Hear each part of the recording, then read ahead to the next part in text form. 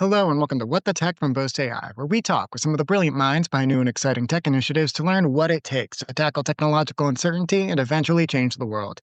I'm Paul Davenport, Boast resident tech journalist and head of content, and today I'm welcoming to the show Tyler Kelloway, Director of Finance at CoLab Software. Tyler and his team at CoLab have been working with Boast for years to streamline the shred process and funnel more money directly into their product roadmap. At CoLab, they are building tools and processes that are an engineering team's best friend, helping teams capture SME feedback, surface lessons learned, and accelerate design checks with generative AI. This all ensures that every design review leads to smarter decisions and faster progress. CoLab solutions have been leveraged by the world's leading engineering teams, blowing up the status quo when it comes to accelerating design reviews to minimize team frustration and avoid long product development cycles. I recently spoke with Tyler to learn about his experience at CoLab and working with Boast in particular. Along with outlining his path up the ranks, he details in particular how important it is to find a technical partner when navigating tax policy to avoid disruptions that could make or break a company's trajectory during critical stages of growth. It's a great story that I'm thrilled we can share. So without further ado, welcome to the show, Tyler. So Tyler, tell me a bit about yourself. I know you've been with CoLab for a little while, but what has your journey there been like? Where did you start? How did you get to your position today? And yeah, what does that look like? Yeah, it's actually a little bit of a niche journey. So I joined CoLab back in 2018. The team was just under 10 pre-revenue. They were looking for some just general bookkeeping help. I was at a big four accounting firm at the time. Thought it was an interesting opportunity to one, help a local company and also be exposed into tech. Took the opportunity, did the big four all day and in the evenings for about 10 or 15 hours a week. Did the although it was called bookkeeping, as you can imagine, a tech startup, you wear many hats early. So I took the bookkeeping, financial operations. There were even days where I was picking up lunch to start. As the company grew, that position also grew. So I quickly left the big four firm, fully committed, jumped in headfirst at CoLab. Fast forward about a year later, we were accepted into Y Combinator in 2019. That was, I'll call it stage one of growth. Stage two, or I guess stage one would be between 2019 and 2021. Stage two would have been our A, 2021 to 2024. Would have been stage three, which would have been the time between the A and the B. And now we're here, post Series B, revenue generating, and we've grown to about 150 people globally. So you guys are firmly in that revenue generating camp, 150 people globally. Wanted to make sure I got some of these big notes too. Y Combinator back in 2019, 2021. Things took off from there. You got your Series A between 2021 and 2024. Then came Series B, and here we are today. And now that is a unique actual journey into your role. I can totally relate to the whole wearing so many hats at the top of it. Boast is a very small and scrappy team. I came in as just a blog writer. I've now worn every hat on the marketing team. So I think regardless of departments, when you're in a fast growing tech biz, you got to grab coffee some days, you got to grab lunch everybody other days, and then get to the nitty gritty. So Yeah. that is really cool. Getting a little specific, I wasn't planning on it, but knowing that your background was in working with the Big Four and everything, and that's who we come up against a lot in the conversations around tax and everything like that. Maybe we can shelve that, but I would love to pick your brain about what it's been like working with Boast and how we approach our policies and how we approach actual navigating R&D tax credits, because it's such a subset of the larger work that the Big Four do, especially when they're jumping in to kind of take over the in-house for everybody in terms of bookkeeping and accounting. So maybe we can talk about that when we get down a little bit. But before planting that seed for later, give me the pitch about CoLab. We've worked with you guys, we've done podcasts, and we've actually done case studies with you guys in the past. But in your words, what's the elevator pitch? How do you guys serve your customers, and what's the main mission there? Yeah, so when I joined, I'm obviously not super familiar with the engineering industry itself. So when I joined, it was kind of like an aha moment on like, how doesn't this exist? How aren't there competitors? How are engineers still working the way they work? How, like, I'll say happily, they're content, and no one's really came and disrupted the market, and that's kind of what CoLab does. So we've developed a design engagement system that essentially connects all the connected aspects of a design review when making new products. Specifically, we come into play with more complex products as well, because there's more reviewers, there's more complexity, there's more guidelines, there's more suppliers, there's a lot more moving pieces. In a world without CoLab, there's a lot of data being shared in areas it shouldn't be through screenshots, emails, There's a lot of actions recorded in either Excel, in your in Slack or Skype or Teams. And like I said, the more complex the product gets, the more of these disconnected redundancies occur. And it's almost like a snowballing effect where one thing can happen. And then one thing, as in where we have these 50 issues with the new vehicle we're building. That's recorded in my private repository. And then when the vehicle itself actually gets to production, 40 of my 50 issues that we had that were fairly critical were never resolved. Um, we've actually just released a product in July called Auto Review. So right now, CoLab's current state is essentially you go in, you upload your CAD, and then you go play with the product, you share it with your suppliers, and you collaborate to get to a final design. Auto Review is that, but it is almost an AI agent in the background that does a lot of the admin or the redundant tasks for you. So the engineer can actually just focus on making the critical decisions. Honestly, I'm about to give the Boast pitch just because that's so simpatico with how we do things too. It basically makes it so that we can be your record of truth and your single source of truth for all of the things that could delay a claim. So knowing that that's very different from the actual engineering field, it is the same kind of complexity that snowballs, that builds up. If you don't have a seamless tracking, first off, for all the processes and to make sure that you have all the receipts in terms of just like what happened when, so you can get to the bottom of those problems, but also not distracting folks from actually doing their main marching orders, for instance. Like, don't get bogged down in necessarily syncing all those processes together. Get a tool or get a solution like that auto review that simplifies the process and keeps you guys on track. We see it all the time in this type space. If somebody's an engineer, but they don't speak tech policy, gets bogged down in talking about tax policy, no one gets the claim at the end of the day. So you want to make sure those are seamless processes. And that's totally an ethos that we share here at Boast. So happy to hear that. Now, and again, you guys are unique in your space, correct? Like, I don't think there's anybody else who's been doing it. And that's kind of the aha moment that you were talking about too.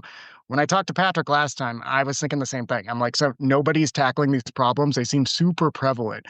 Is there anybody else doing what you guys do or anything similar? Or like, what is kind of the historic process that you guys are improving on? Just the way it's always been done?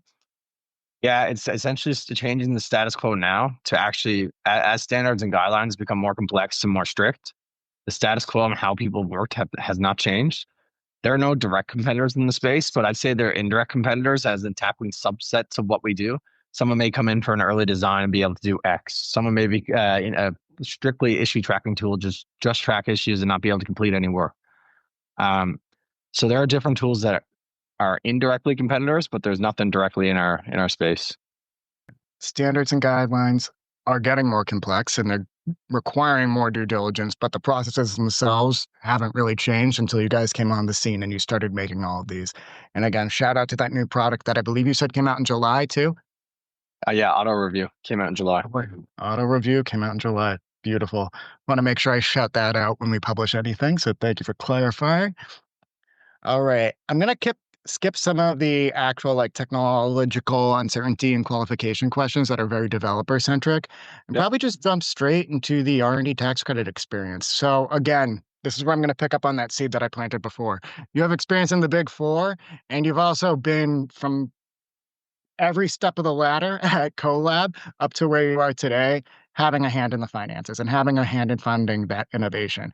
Can you tell me, I guess, about your experience with R&D tax credits, just generally before working with CoLab, whether you were exposed to them in the past, how things were done at the Big Four, and then today, your perception of all of that, having worked with Boast, having been a partner with us for a long time. And again, we've worked with many people on your team, but what has been your unique point of view going all the way back? Yeah. Go back to, I guess, 2019 or 2018. I knew very little about SR&ED and corporate R&D tax credits, likely by choice. It's not the biggest, sexiest area of study. So I tried to stay away from that, I guess, aspect of finance and tax throughout my career, my education. Heard about SR&ED locally. We had a founder or startup meetup to kind of talk about big problems. What are people dealing with? What should people be doing? And SR&ED came up. So then that was the opportunity for me, one, to learn about it just from colleagues locally who are also dealing with similar problems, but two, also do the research myself to see, is this actually worth it? So at the end of the day, our first claim, I'd say, was probably the most challenging because you're trying to educate people internally on what shred is. You're trying to work with shred experts when you're not an expert. So it's hard to have that conversation one to one. And then we also went through an audit our first year, which made things a lot more challenging. I can only imagine, and that's actually the biggest horror story that we hear is people will come up against an audit, and it's not always even necessarily like the quality of the claim. Like the CRA is going to audit on average about 25% of all claims, just regardless. But it's about getting all that documentation. There's so much more that you need to have present to actually defend your audit than even I think people who are experienced with taxes and are in bookkeeping and accounting space realize just because it's so technically specific. And it's also not even necessarily an objective. You really have to make the narrative that would convince a member of the CRA to approve that claim. And it's just something that requires two different mindsets. It's not fully financed, it's not fully tech. So I can only imagine those struggles.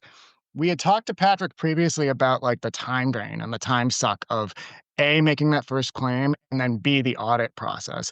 What would you say is your estimate about the pains around all of that? Whether that's how many hours that you sunk into it, how many team members actually went into it, how much did you actually claim after all of the headaches, and was it worth the effort? Obviously, it came to Boast, so I assume not, but detail some of that for me. So yeah, we've done two audits. One was extremely painful. I think it was around 12 hours of conversation. First four went amazing. We broke for lunch.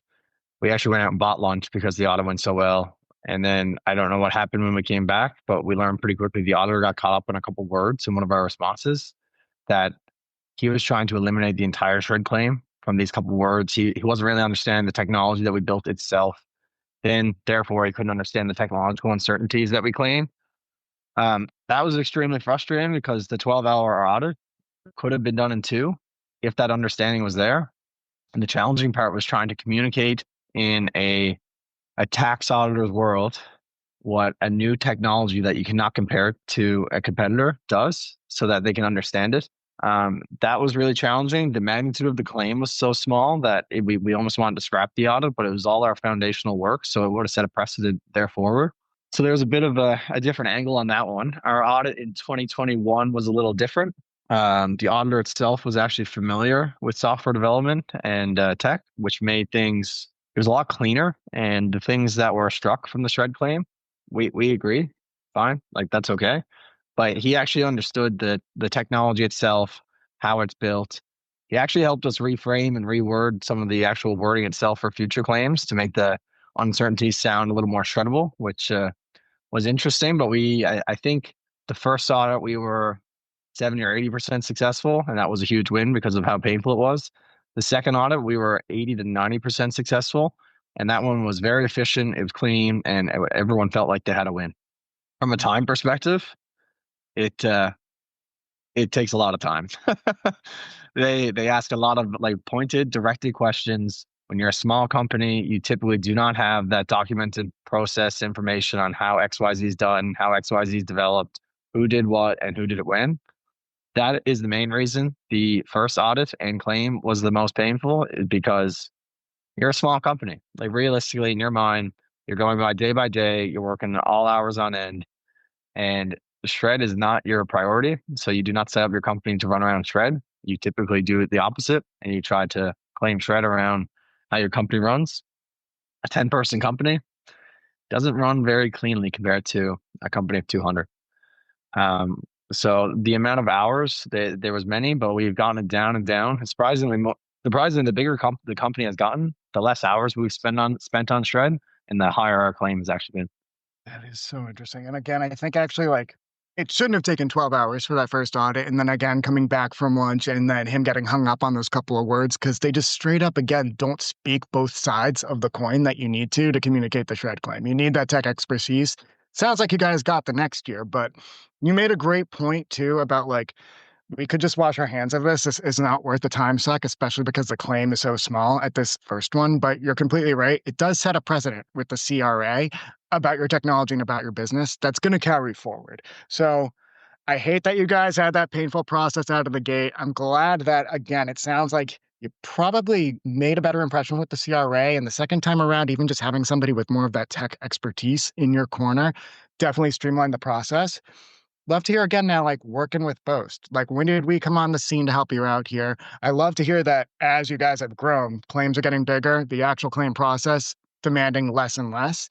I'd love to think our team is learning more about you, and because we have the system set up to really maximize the process, that's helping make this more profitable and, well, more equitable and simpler for you guys. But talk me through, when did Boast come in, and what have been some of the highlights since you started working with us? The year itself is a good question, but I can speak high level. So we were with the same accounting firm and Big Four firm for I'm going to say around four claims. We thought it was one. They had a bit of change of management, so it was a bit of change of process, but it was also a good excuse for us to go to market to see, are we still getting the best service and paying like market rate for this service. We looked at three big four firms and two niche shred shops. I consider Boast a very niche. This is what you do. Whereas, like you said, it's kind of like little bits of what a big four firm does because they spread so widely on offerings. Um, and honestly, we ran a full, pretty clean RFP process, and what came out of it was the partner, and specifically the technical partner, is the most important about anything. If you had unlimited amount of funds and you could take any shred partner in the world, the most important thing is your technical partner.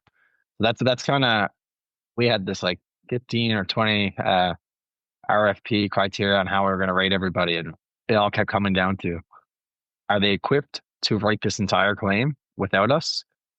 And if they write this entire claim without us, will we have to go rewrite the claim? So when we first met Boast, you folks he's no longer with you folks. He's a really strong technical writer. He actually said the elevator pitch back to CoLab, and he understood it after the first call. There's always iterations, but it's a matter of, should we frame it like this to reference this? It's not a, this doesn't make any sense, we need to reshape this because it doesn't relate to anything we've actually done. So Boast, they were really, you folks were really great there. We've had another technical writer come on too. He's strong as well. It's just understanding the product, aligning with how you want to work together, and then actually getting that down in shreddable language, because it's typically not one and the same. You don't develop a widget and you have your process for your widget. And if you wrote how all that happened, that is not shreddable language. You need to make it seem like you're accomplishing your technological uncertainty, and then it also be reflective of what you actually did. I love how you frame that too, because again, it's not, I'm probably oversimplifying it when I say you don't want the tail wagging the dog, but that's a thing. You want the shred claim to actually be, sure, it's a matter of reframing, not necessarily saying this is wrong or this isn't shreddable. It's about communicating how you're getting to that technological uncertainty. And I think that's something that gets kind of lost in the sauce when a lot of folks, or maybe like an off-the-shelf shred provider who don't necessarily, they might have like the AI tool to automate the process, but they don't actually have that experience or expertise doing the deep tech. And again, I keep giving both pitches here, but like our tech writers have done the damn thing. Like they have, in many cases, literally been building businesses on their own. A lot of the reason why we don't keep some shred writers is because they graduate to build their own businesses and they know how to navigate all of this, and we root them on long term. So I'm just super happy to hear that that's been your experience actually working directly with the tech writers too, because they're a wealth of knowledge, and I've learned a ton from them in the past. All right, and so going back to some of the questions that I have in our queue too, I think we talked about how you came in touch with Boast. You guys threw out that RFP. We checked the boxes. You had about 15 to 20 different pieces of criteria, and it all came back to understanding that technical data and making a technical partner who can really speak your innovation. What was the onboarding process like, if you were involved in that? Was it technical? Was it something that was a time commitment, or any thoughts, compliments, good or bad? I don't remember now. It would have been a few years ago, but I don't recall it being strenuous. And if it was, I don't think we would have joined. But I don't think it was strenuous across the board. So like through our RFP process, everybody wanted your initial meeting. Everybody wanted to understand your data, whether that's Jira, whatever you use for your development lifecycle software. But it seemed standard, but also like equipped to the market as well. So there was no painful process, but trying to understand one, the business, and also set the company up in the tool to use in the future. That makes sense. And honestly, I think if you did have memories about the process, then we did something wrong. So I think that as much as it can be like something that you didn't have to even feel the stress of or the pain of, that's music to our ears. We want to meet the market where it's at. Now, looking to now the actual value that you've gotten out of it. I know when I talked to Patrick last time, he was talking a lot about how they've actually used the shred funding to fuel some product roadmap. He alluded to some stuff that I think might actually have borne out that auto review product that came live in July. But could you maybe expand upon how you guys have used some of the funding that we've helped you capture through the R&D process to build new products and solutions? I think it was very early days on some things when me and Patrick were talking, so probably didn't have all the detail then. So let's dig in if you have any of that insight. Yeah, I'd say early days, it's definitely a runway. It increases your runway significantly. I mean, when you're a company of 20 or 30, you have a couple $1 million and you have X amount of months until you always have that horrible plan. If I lose all my customers and I have to pay all my vendors, and here's how many months I have left to survive. And Shred's one of those government funding, I guess, facilities that you can use that you get the cash immediately. So it's a little different than like something from NRC or any other government projects where you get $1 million committed, you get X amount per month, depending on how much you spend. Shred's almost a cash injected in the bank immediately. So yeah, it we use it for multiple things. At early days, it was likely runway extenders or helped us offset a few costs on hiring. Later days, it would have been to pull forward some of our roadmaps. So if we thought we were going to hire a team, let's say in Q4, receive the shred funding in Q2, we would start hiring in Q2 and pulled that forward at least a quarter or 6 weeks. Um, yeah, it's a different facility. When you're fighting it in an audit, it's painful, but when you get a file that's accepted and you receive the cash a week or two later, it is definitely amazing then. No, that is awesome to hear. Now, to the extent that you're comfortable sharing, you had mentioned too that like the totals have grown year over year. Probably don't have to, you may not be comfortable sharing the hard numbers about how much cash we've actually helped you guys get back and put back into the bank. But even thinking about how the claim has grown percentage wise, is there a rough ballpark that you might be comfortable sharing that we could talk about there? Or Sure. Yeah, I can do a ballpark. So from 2017 to 2019, I think we doubled every year from a claim perspective. And you can't forget, we're also juniors at doing this internally at CoLab. We weren't, I wouldn't say equipped to have a very expertise conversation. 2019 to 2021, we would have tripled one year and then went up around 10 to 20% thereafter. So we're slowly growing now. Like it's not the double, triple anymore, but the claims are still growing. and again, you guys are growing at a clip. This is really, that speaks to the success of what you guys are doing and the value of your product too. It goes above and beyond the boast of it all. You're doing more claimable innovation that the government wants to get behind. So that's a credit to you guys, which is fantastic. All right, now some of the really cynical ones. Would you recommend Boast to other competitors? What's been your favorite thing about working with us that you really want to highlight for anyone who's out there, maybe on an RFP for a new shred provider? So I speak fairly candidly, giving references. I gave you folks a reference for one of your prospects a couple weeks ago. I spoke very honest and openly. Typically, I like to hear their current state before saying, "Oh yeah, Boast is great. You should go with Boast." Because then I can talk about the difference between their current state and what I think a future state would look like. Um, Honestly, it has been great since we switched. It's been, I'd say, it saved our development time more than anything. I try to keep a lot of the financials in house. I let you folks almost review and approve, and then we send them off to our the accountants that file our taxes. They also review and approve. So, but it's definitely saved a significant amount of time on the technical side, just between the AI doing what it does with our data, producing the report, grooming the report, and then it coming to us and being able to reference something we did in February in Lehman terms and how that translated over to the shred claim. It saved a significant amount of time. No, I love to hear that. Again, I think that's a lot of the huge value too. Like shred isn't a commodity when you don't have to spend like dozens of hours working on the actual claim before you even get to the audit and then defending it and only getting a portion back. It can be valuable funding when you're not hung up on it and when it can almost be an automated process, which I hope we deliver for you guys. I guess I'd love to know, like, what's on the roadmap for CoLab? Like, what do you guys got coming up that you're looking forward to? Whether it's new products, new partnerships, anything we can cheerlead when we start sharing your story.